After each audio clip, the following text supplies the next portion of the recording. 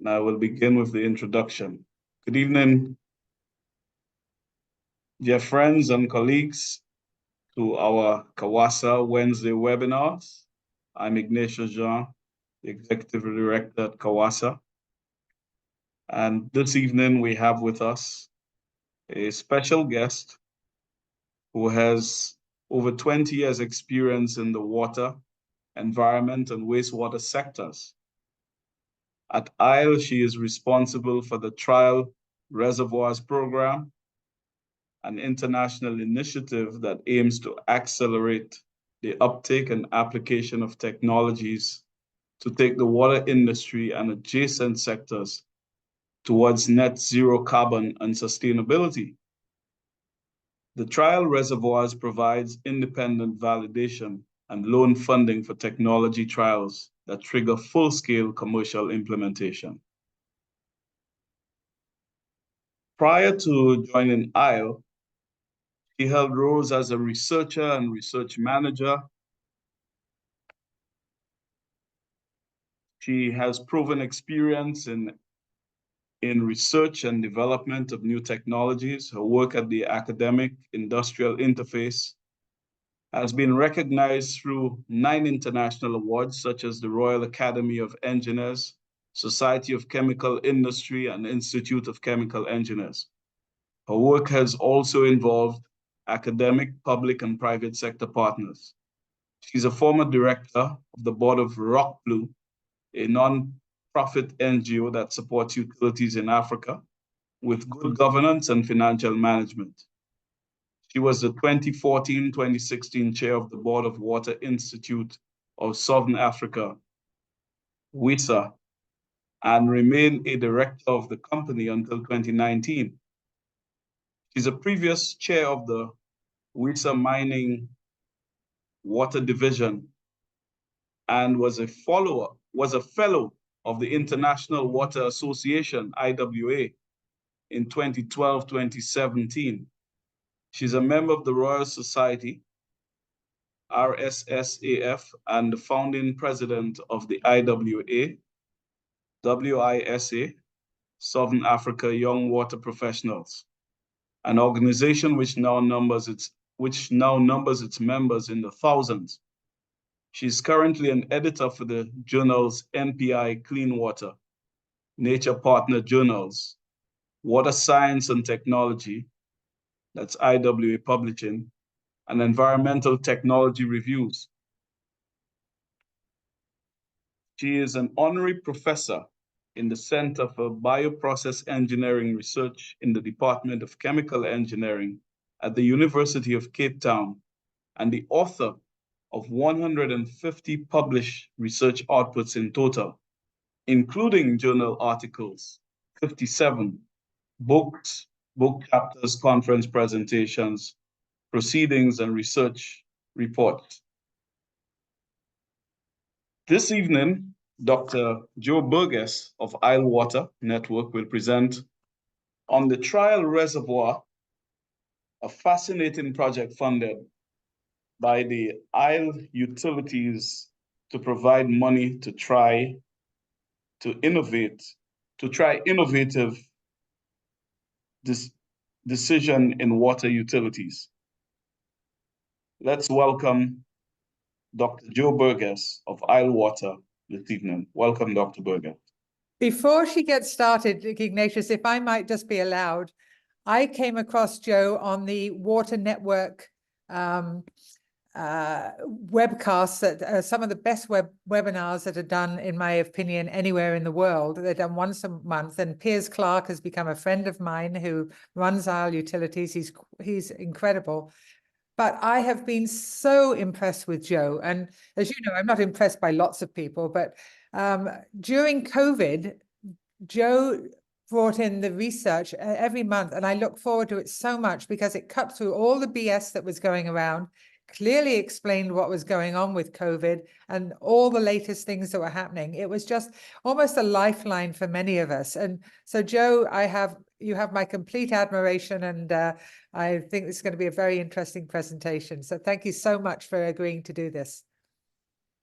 Thank you, both of you, for the introduction and the warm welcome. It's an absolute honour to be here, and I'm delighted to have the opportunity to get to know you a little bit and talk to you about the Trial Reservoirs. This is the best project I have ever been involved in, and it is incredibly dear to my heart. So any questions, anything after the session or later by email, I will be happy to have other calls or take questions by email or WhatsApp or whatever is easiest. So yes, thank you very much. My name is Jo Burgess. I work for the Isle Group Limited, and I'm based out of South Africa. But the programs that I run are global.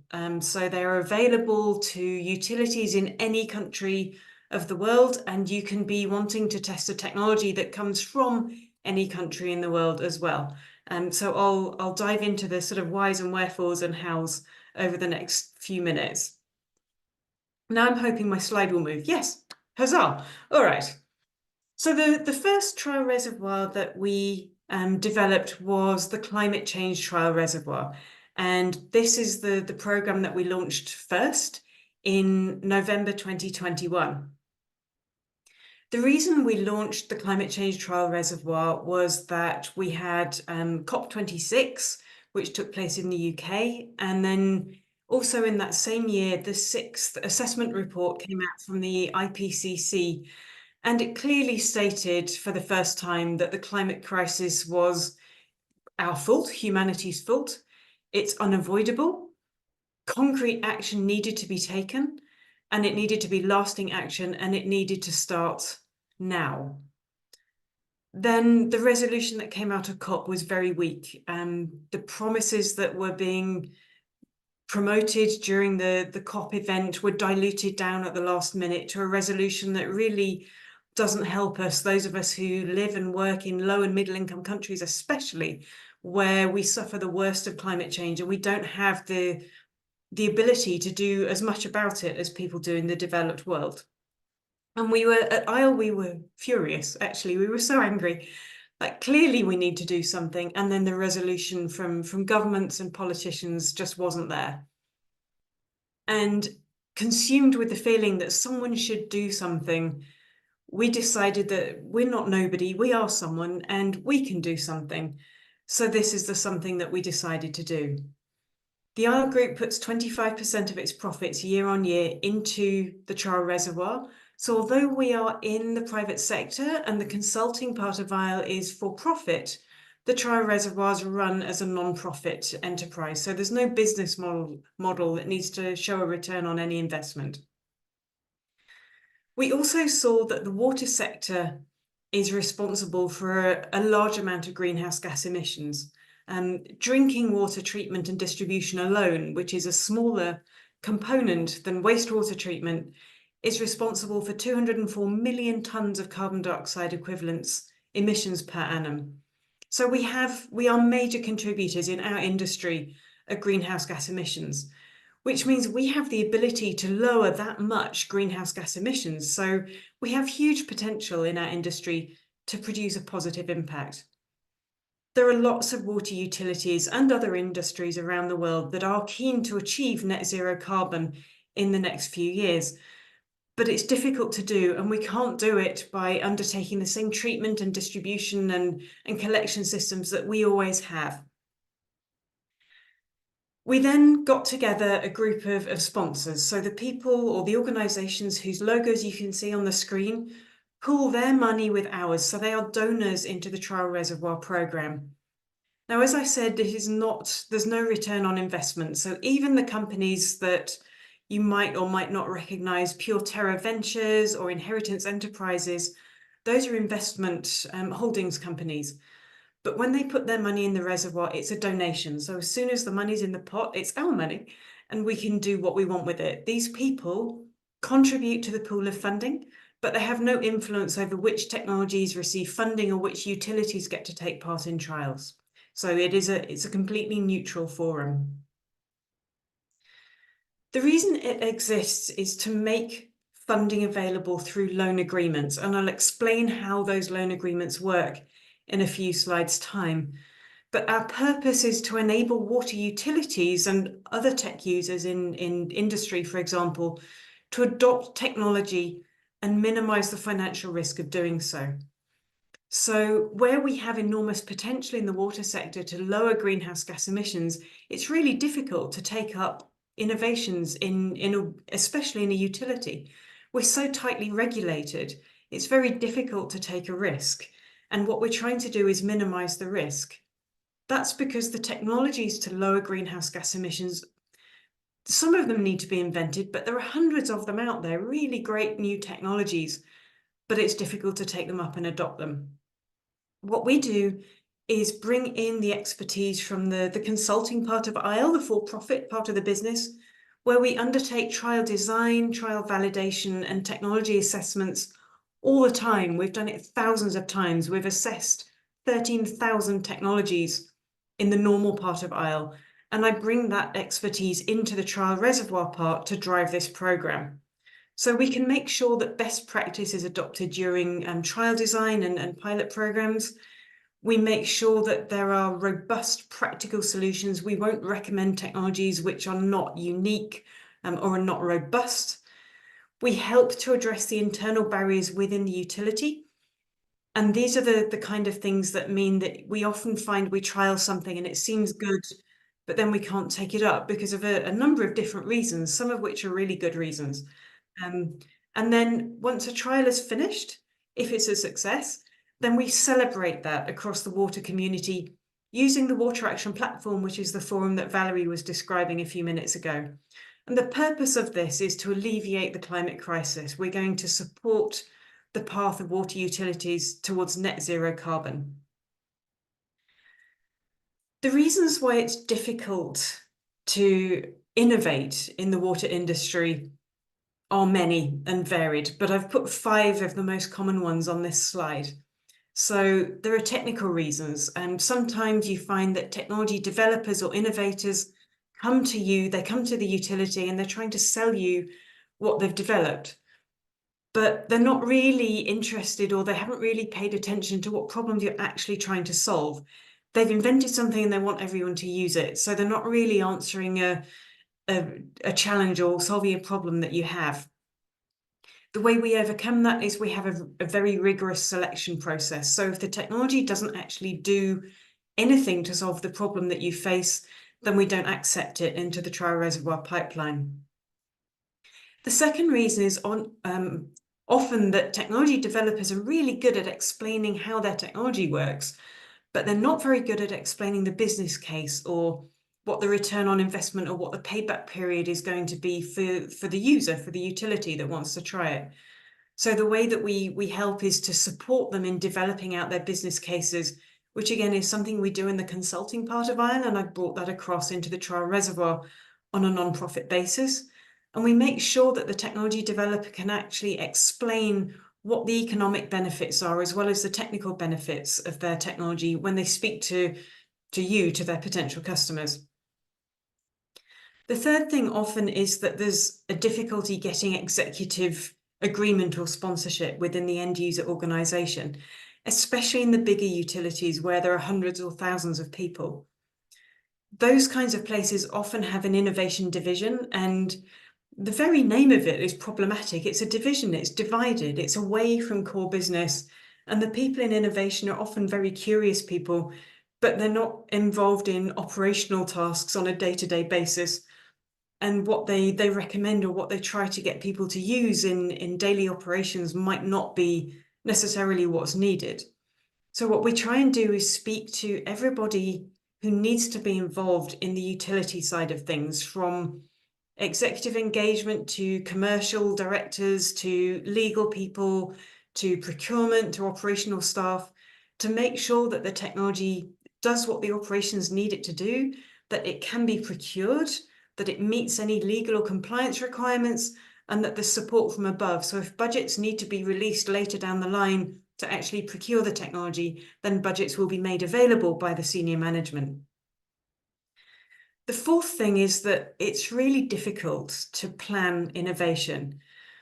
A lot of places try to use traditional project management methodologies, and they don't work very well because the nature of innovation is that we don't know 100% what's going to happen. We can be reasonably sure, but we have to build in some elasticity around the time it takes, usually, or sometimes the budget that's required. We have a tried and tested practice. We have a process for developing out trials for innovative technologies that don't rely wholly on sort of standard project management. So we've got a good process already in place for adopting and then integrating technologies into business as usual if the trial is a success. And then the last thing, which also relates to executive sponsorship, is the organizational immune system. If somebody just knocks on your door, you've never met them before, they're going, this is the phone for you. You must buy this phone. You're going to look at it and go, well, I'm not familiar with this. How would I know anything about it? How do I know if it serves my needs? I'm perfectly happy with the phone I've got. You're trying to get my money and waste my time. Go away.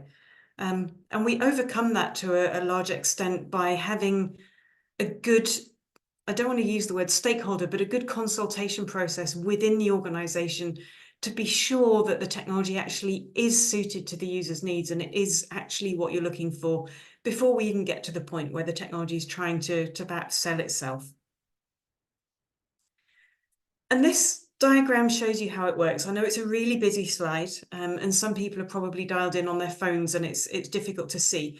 So the slides will be available afterwards. And what I'm going to do is walk you through the process of how it all works. So step one, where my red dot is, I don't know if you can see it on your screen, is to identify a solution. And this is where you've come across a technology and you're thinking, you know what, this might solve a problem that we face. This might be useful. The other thing you can do is if you have a problem and you're not sure what solution or what technology would solve it, get in touch with me and just explain what your challenge is or what your problem statement is. And I will look in our backend database and see if we can't make some suggestions of things for you to look at. You don't have to have contact with the salespeople from the tech companies themselves unless you want to. So we can give you an impartial view on what the technology does and how well it does it before you take any more steps. Once you have identified a solution that you want to try, the second step is that I will engage with them and we will get them to sign an engagement letter. And this is a document that they sign with us. So there's nothing for you to sign at this point. And what that letter does really is it's a statement of intent. So it says how long they think they're going to run a trial for you, if they're going to borrow some money from the reservoir, how much they want to borrow, how long they want to keep it for, and what the intent or what the aim of the trial is. So what they want to demonstrate, what they need to prove to you to show that their technology is what you need it to do, does what you need it to do. The next step is for us to support the trial design process. So I will bring people from Isle in, and my program pays Isle internal rates for their time so that they can dedicate proper attention to it. It's not that they're trying to do it on top of their day job. It's part of the consultant's day job to support the trial design. So I'll find somebody in the right time zone who has expertise in the right discipline. If it's a biological treatment process, I will find a process biologist. If it's a membrane process, then I'll find a membrane engineer. I will have somebody from the big Isle team who understands the technology and can design the trial robustly. That person will help you and your technology company develop out what the critical success factors are for your pilot or for your trial, and what the KPIs or the key performance indicators are. And that means that before the trial begins, we have a very clear set of questions that are the pieces of information that you need to decide at the end of the trial whether or not it does what you want. So we can look at things like the cost of operation or the treated water quality or the ease of operation or the performance. And we will translate those needs into a numerical target. So it becomes very straightforward at the end of the trial to go, yes, it met these targets, or no, it didn't. And there, it's not open to interpretation. You won't be in a situation at the end of the trial that you're not sure whether the tech does what you need still, but the tech developer is still trying to sell it to you. It will be an absolutely unambiguous decision by the time we get to the end of the trial. Once we've worked all that out, there are two formal agreements that get put into place. The first is a memorandum of agreement, and that's again between Isle and the technology developer. And it's basically a loan agreement. It says how much they'll borrow, what our cost recovery is, how much they will pay back if the trial is a success, and what they will be testing. Attached to that memorandum of agreement is their agreement with you. And this is, we call it a trial and purchase agreement. You can also call it a conditional purchase agreement. It's up to you what you call it. We can help create this document, but we don't have a template because we don't prescribe to you what it must look like. It's your commercial agreement between you and your technology supplier. So it's formulated in a way that adheres to your policies, satisfies your compliance requirements, and is appropriate for the technology and for the vendor as well. So it might be, let's say it's software that you subscribe to, then it would be a subscription agreement.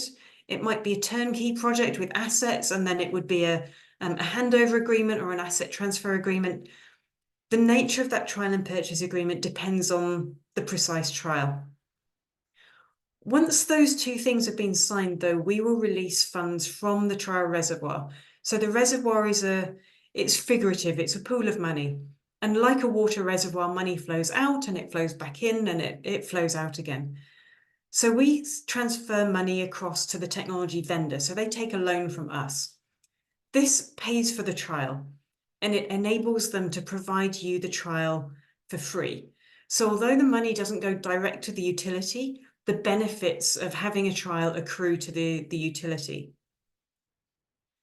At step 7, while the trial's in progress, that appropriate expert that was brought in at the trial design stage, number 3, stays in contact with the end user a couple of times a month, and the tech developer also a couple of times a month, and separately. So if you feel that the tech developer isn't really doing what they said they would, you can tell your trial manager about it and they will address the issue with the technology developer.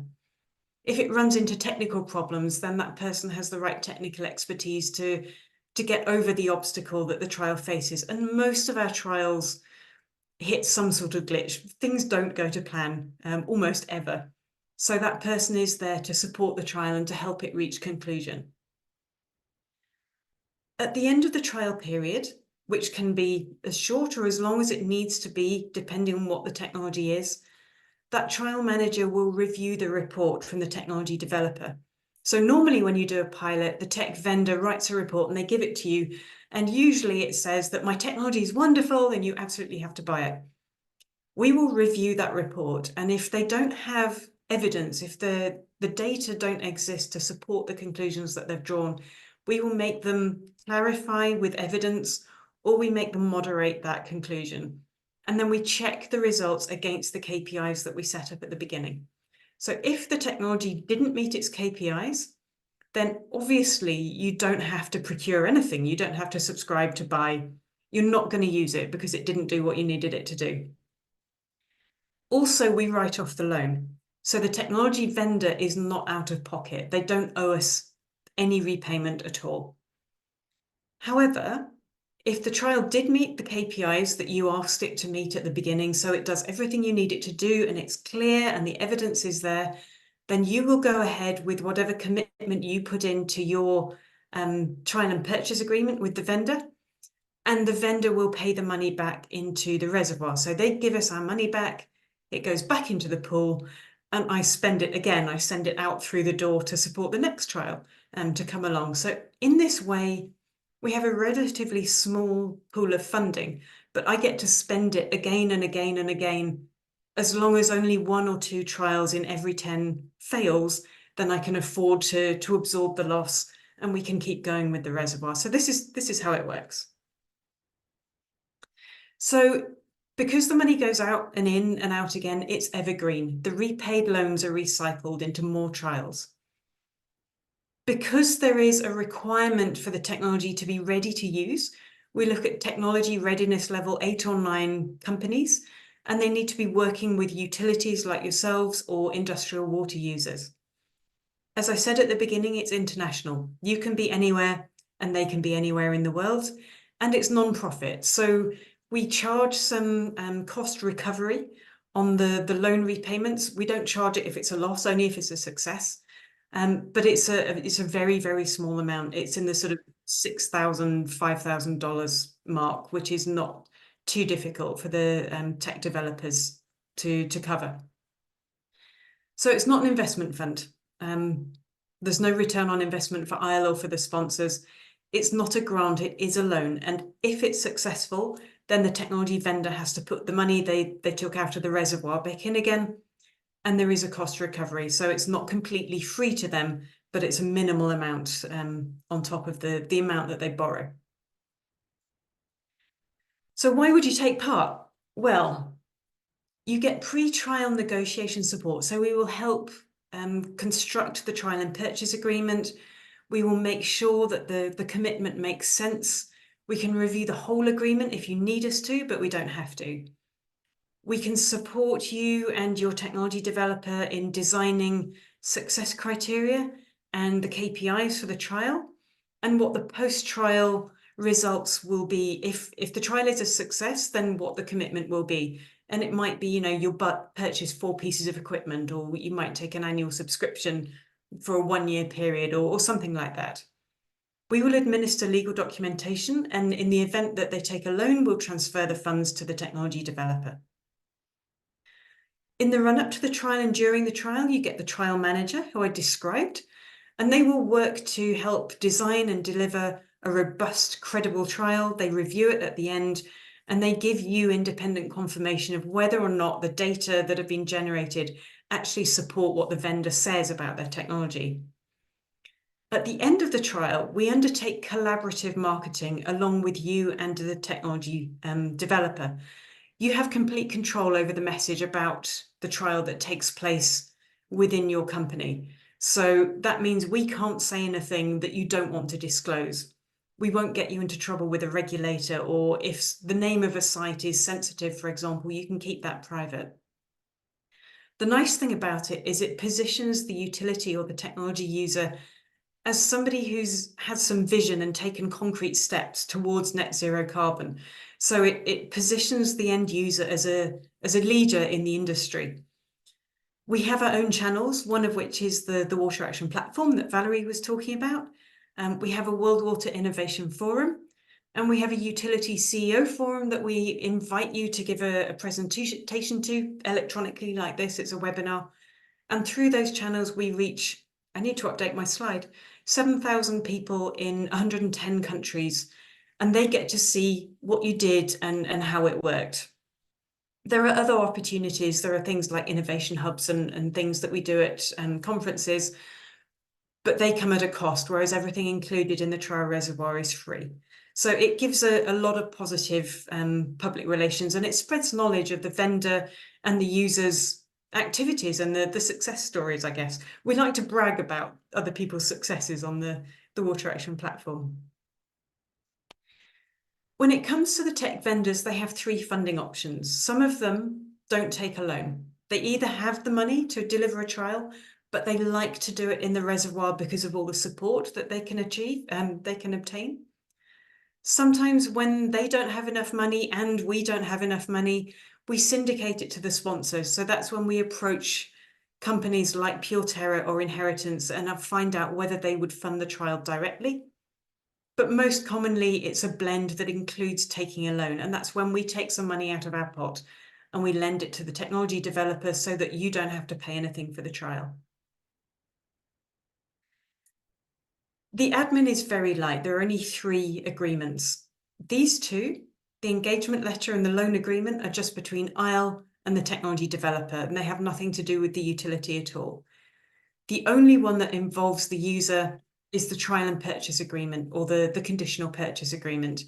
And this was what I described as the document that you sign between you and your supplier to say what you'll trial, what the criteria are for success, and what you will buy or what will you subscribe to if the trial is a success. If the trial is not a success, according to everybody's mutual agreement, then the and purchase part falls away and you don't have to buy anything. This is not an annual call for proposals, so the application process is open all the time. As soon as you've identified a likely technology, there's 6 questions that need to be answered, or just reach out to me and we can have a chat and talk through the questions. You don't have to use the form. It's only a 5-minute form though. If it takes more than 5 minutes, then you're thinking too hard or you're writing too much. It's a very small, I'm not interested in lots of admin. I don't want big, long proposals to have to wade through. If it's something that looks like it's going to go ahead, then there's a second form that we ask the technology vendor to fill in. So you don't have to do it, but so that you know what they're asked to provide, they have to tell us the technology name, the rationale for the trial, so what it's for, what it will serve you to do, the specific aim, the deliverable, so what they're going to report to you and when, the experimental design so that we can review it and make sure that they're conducting a robust trial, and then the financial resources they need, how much money they want to borrow or what the size of the trial is in financial terms, and how much of that they want a loan to cover. And these are the steps that we go through. So we start with an expression of interest, which is when you find something you want to do. The initial screening questions, which was the 6 questions that I spoke about. The vendor does the trader statement. They then sign the letter of engagement with us. We then all work together to sort out where you will undertake the trial, what the success criteria are, all those kinds of things. And that's by mutual agreement. So you have to be happy with them before we go ahead. Then we have the trial and purchase agreement, or the loan agreement is signed, and then the trial takes place. And the journey looks like this for you. So you would engage the end user. We will help you select which of the 5 reservoirs your trial will fall into. We can go through the initial screening questions. We then usually have an introductory call, which is you and us and the technology developer all together to sort out who's doing what. The engagement letter between us and them is signed, and then they do their trader statement. And then we do some due diligence. So we will investigate the technology and the technology company, and we will share the results with you. So if we find that they are not very reliable, or they don't provide good service, they're not commercially sound and they might disappear, or the technology isn't reliable, we will let you know. So you don't have to proceed with a trial if we don't think it's a particularly good technology to be used. We then go through the trial and KPI design. We draft the agreements. We send them the money. We go through the trial delivery and monitoring process. We provide the independent assessment at the end. Then, assuming it's a success, they repay the money into the pool, and we get into some post-trial marketing and communications work, which is what I spoke about earlier. On the left-hand side in the purple is what you would need to do. So you would want to identify a suitable trial site, and it would be obviously a site that has the problem that you want to solve. We will help you articulate success criteria that would trigger implementation. So what you need to find out in order to decide whether or not you would actually use the technology for real. Then you'd agree what the consequences are. So if it worked, you'd buy one. If it worked, you'd do it at these 2 sites. It will be up to you to decide what you would want to do with the technology after the trial. Once that's been agreed, you sign that single agreement with the technology vendor, and then we run the trial in accordance with best practice. And there might be some involvement there of operational staff or scientific services, analyzing samples or monitoring equipment, and undertaking the trial in collaboration with the technology vendor. And these other boxes are things that everyone else has to do. So the tech vendor has to stick to the plan, sign the engagement letter, sign the loan agreement, and repay if the trial works. And we have our roles about supporting, validating, making sure the trial is robust, and then communicating it in collaboration with you afterwards. So to wrap up, I'm going to give you a bit of an update on what's been happening. These are the trials that are taking place at the moment. 2 in the Middle East and 3 in Europe. So it's very central time zones just at the moment, and that's something that I would like to change. These are the trials which are intended to take place. So 2 in the US, 1 in Brazil, 1 in the Pacific on Samoa, and then 2 in Europe, both in the UK. And these are the ones that have finished. So these are completed trials.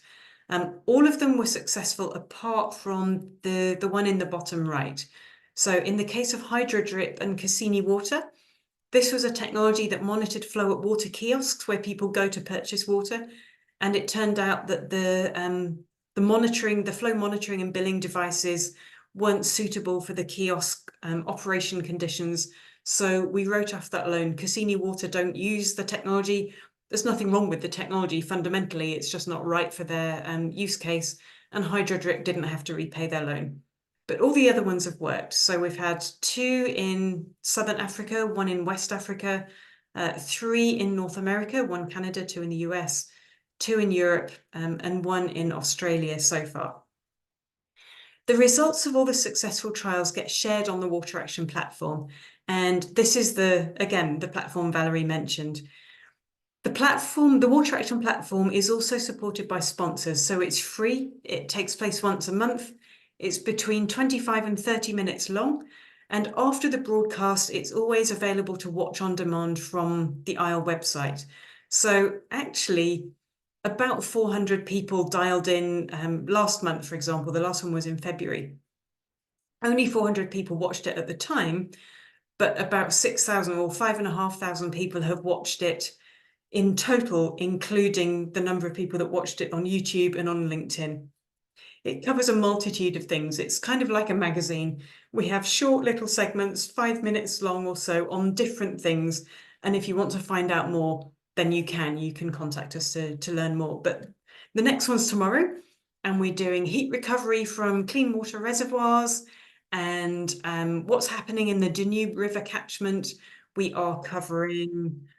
What are we covering? Carbon cycling in the deep ocean, and a great technology called Capture-6, which is a carbon sequestration technology that captures carbon into bicarbonate and then sequesters it away for about 10,000 years. So it's going to be really good. And if anybody wants the link, I can send it to them.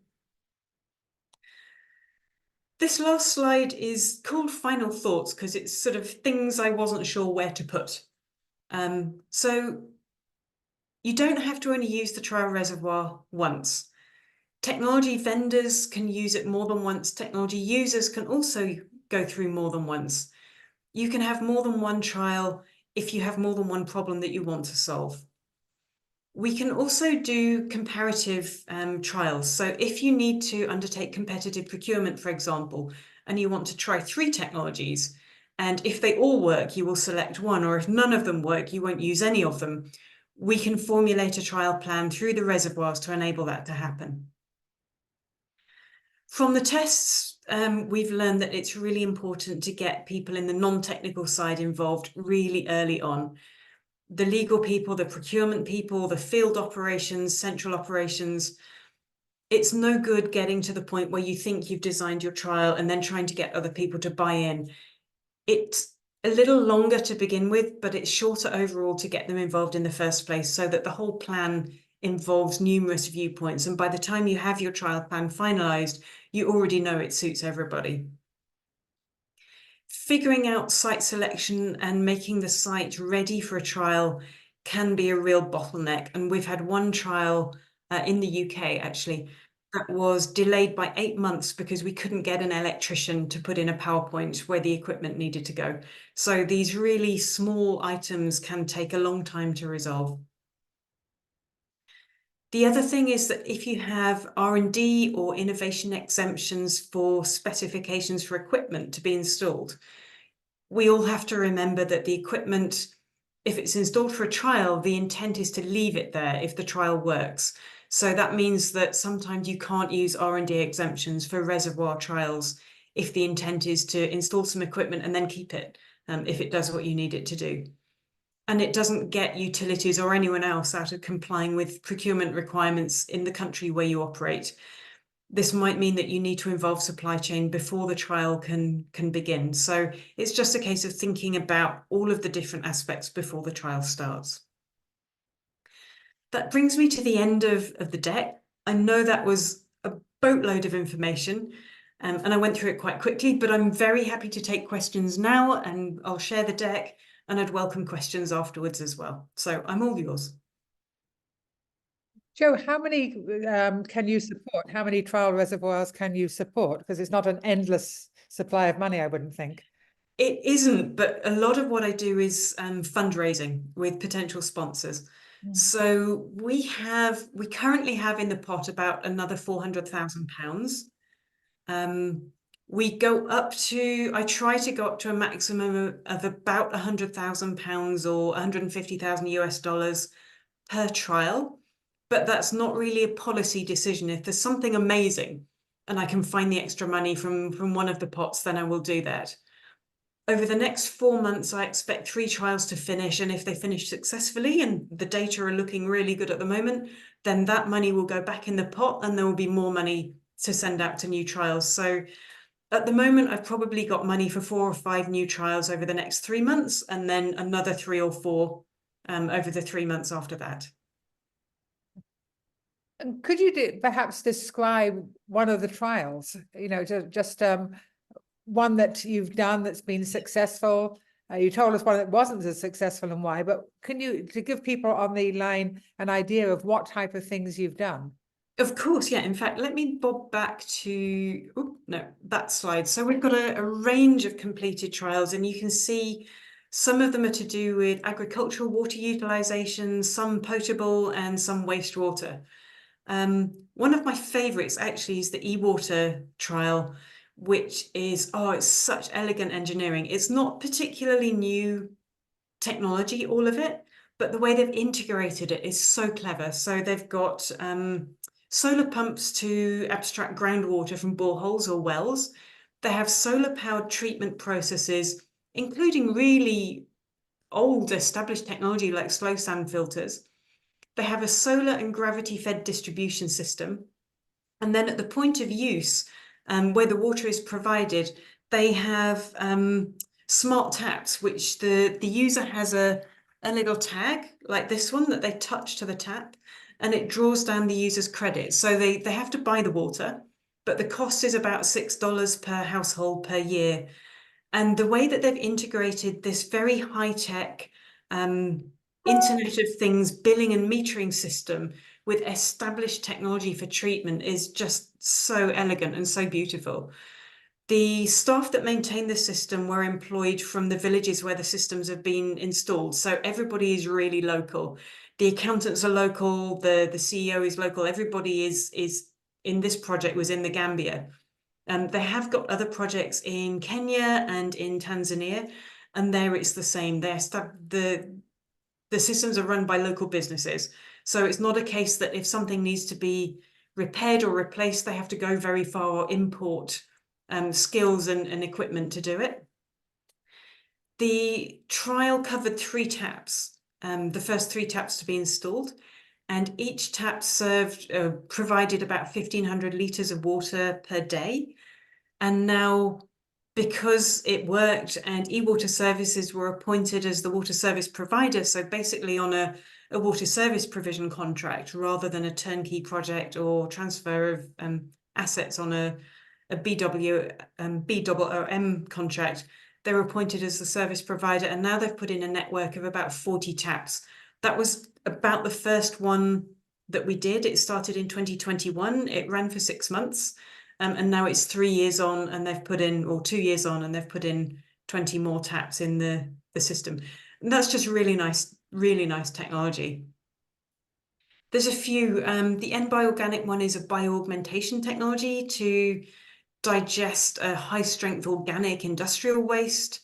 And the Vortec one is a better aerator, basically, for biological wastewater treatment. There's all sorts. Airumlu is ultra-low flush toilets, so they flush on 2 litres per flush because that was in Botswana, which is a desert, and they don't have enough water to be flushing it down the toilet. So it's any kind of technology you can think of, all of it is relevant as long as it solves a problem for the utility.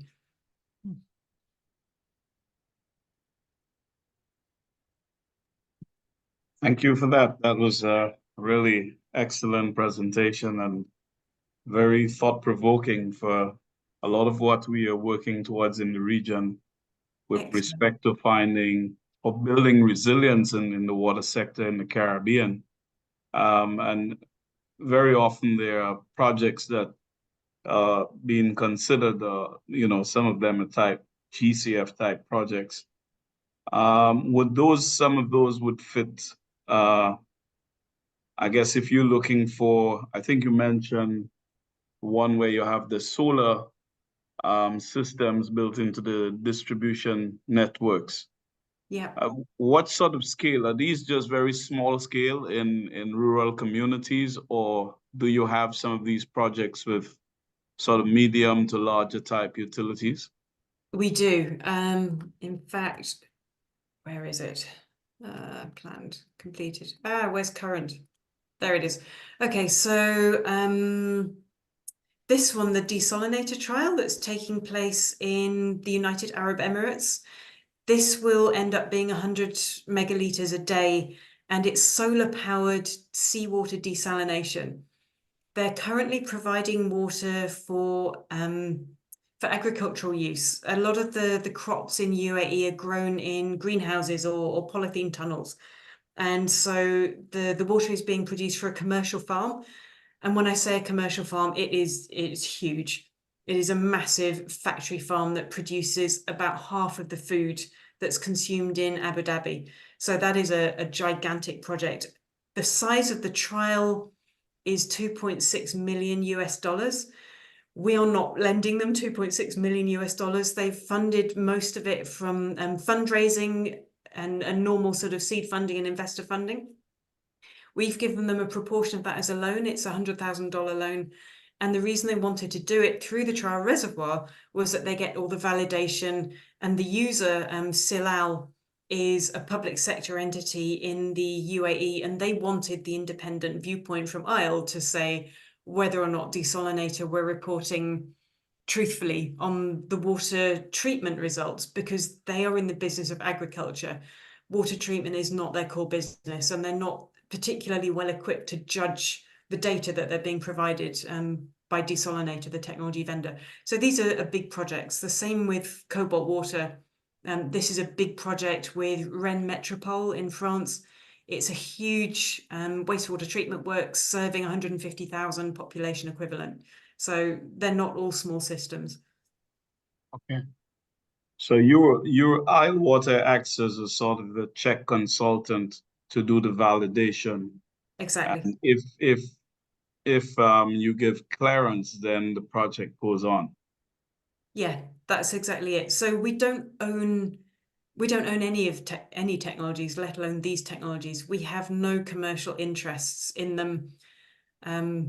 It puts us in the position that we can honestly say, if the technology doesn't work, we will say it doesn't work, or it doesn't work in that particular circumstance, a bit like the Hydrodrip technology. It's in nobody's interest to try to talk someone into taking up or implementing a technology that doesn't solve their problems. It doesn't do the user any good. It doesn't do us any good, and it certainly doesn't do the technology any good.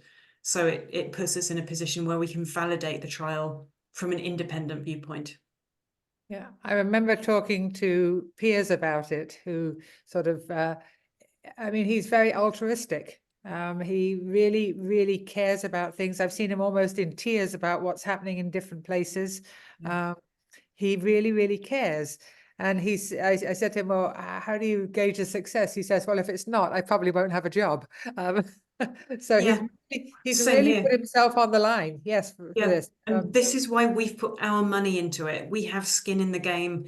If we don't do it right, it will become apparent really quickly. And Piers and I will both be out of a job. Yeah. To me, Ignatius, when I heard about this, I just thought, my God, what an incredible gift to the industry, that somebody will come along and take away all the risk from the utility. And we know that you get salespeople all the time coming to your utilities in the Caribbean trying to sell something, and with limited knowledge of, is this really the thing we should be doing? I remember going into Jamaica one time, and they'd been sold or were in the process of buying a whole bunch of meters. And we were able to say to them, just with the knowledge we had, this probably is not the best meter for your area. You might want to rethink some of this. But what Isle has put together is something that is so robust that Ezekiel, you're absolutely right. All the utility managers and, you know, the people who look at technologies and are in project management in the utilities should be aware of this. Now, Joe can't fund everything, but I think they'd love to get their hands into a couple of projects in the Caribbean to show what can be done. Absolutely. In down at the bottom of Africa, in South Africa, we constantly have people coming, typically from Europe, trying to sell us technologies without having a good understanding of what the working conditions are like. The climate and the harshness and the remoteness and the difficulty of even connecting to the internet. Yeah, no, I'm not, I'll stop there. We have a question from Jason Ernest, and please go ahead, Jason. Jason is Jason is the water director of the Water Resource Management Agency in St. Lucia. Go ahead, Jason. Yes, thank you, Mr. Ja. Good night, good afternoon to everyone. Thank you very much for the presentation, Dr. Burgess. A quick question on the part where you have the you have the user and you have the vendor. I just wanted to get a better understanding of the dynamics. So your organization provide the funding to the user to implement the technology from the vendor, and if it is successful, the vendor pays back the monies to you? We provide the money to the vendor. To the vendor. You don't have to pay anything to anybody for the trial. We enable the vendor to give you the trial for free. So no money changes hands unless you get to the point where you decide the technology does what you need it to do and you'll go ahead and implement it. And then you have a commercial agreement, a contract with your supplier, the same way as you normally would. But that's the only agreement you need to enter into. So you don't take the loan out, you have nothing to pay back if it works. The vendor does that. We know that I worked in the public sector for well over a decade, and I know how difficult it is to accept a loan and then to make repayments if it's not through a normal banking institution. So we don't typically do any of that stuff with the utilities. We do it with the technology developers. Okay, and if it fails? If it fails, you don't have to buy anything and they don't have to pay the loan back. Okay. So all right. we take the financial risk. If I do my job right, we would have no more than 1 in 10 trials that don't succeed. And in that way, I can recycle the money. We can afford some losses because we put some profit into the pot at the end of each financial year, and the sponsors put some into the pot each year on a rolling basis. So I can afford to lose some of the money, just not all of the money. Okay. All right. Just out of that, just one final question. So once the trial is successful, is it the case now that the user goes into some type of agreement with the vendor? It's between the vendor and the user at that point? You would have an agreement set up and signed before the trial begins that says what you're going to try and for how long and what will be measured and all those things. And then if it works, what you will procure. Okay. Those 2 things are included in the one agreement, but there's a stage gate at the end of the trial. Okay. So if it doesn't work, you don't buy anything. The second part of it is irrelevant, it's void, because the trial didn't succeed. Okay, thank you very much. Provided much clarity. Thank you. Welcome. Any other questions in the group? I haven't seen any new ones in the chat. I think that, you know, we've got 22 people online. A lot of you weren't here to hear most of the presentation. I know like some of you came in late. So please, when Ignatius sends this out, this is it's a game changer because it takes the risk away from you trying innovative technologies. So not only listen to it, but share it with your utility managers, because this is something that is no risk. You don't have to put any money out if, you know, and if it's not successful, you don't buy anything. It is really risk-free. So please just listen to the whole presentation if you weren't here for the whole thing. and then please share it in your utilities, because it's an incredible gift that Isle is giving to the industry. Right, so- Everyone should do this all the time. So. Yeah. Yeah, it's definitely innovative and a game changer, says by Valerie. And I'm sure it will spark quite a bit of interest, which we certainly will be sharing the recording with all of our stakeholders and key partners. Yeah. And I'm sure you will be hearing from a few of us in short order. Excellent. So thank you Ignatius, so much. One thing you might take on with me is this would be a fantastic presentation to the high-level forum at the conference. Yeah, we can discuss that outside of this forum. Yeah. Yeah, sure. So again, I think we're on time as we started. So I'd like to thank you very much, Valerie, for finding Joe for us. And we certainly were thrilled with this presentation and look forward to meeting you again. And perhaps maybe we will have another caucus with some of our managers in the near future based on the responses. So thanks again, everyone, for joining us for another CAWASA Wednesday webinar. I'm Ignatius Jean, the Executive Director at CAWASA, signing off and wishing you, I think it's a weekend for those of you who are Christians who celebrate Easter, wishing you a happy Easter with you and your families, and look forward to seeing you next week for another CAWASA Wednesday webinar. Bye. Have a good evening. Joe. Thank you for having Bye-bye. me. Right. All right. Thank Bye-bye. you.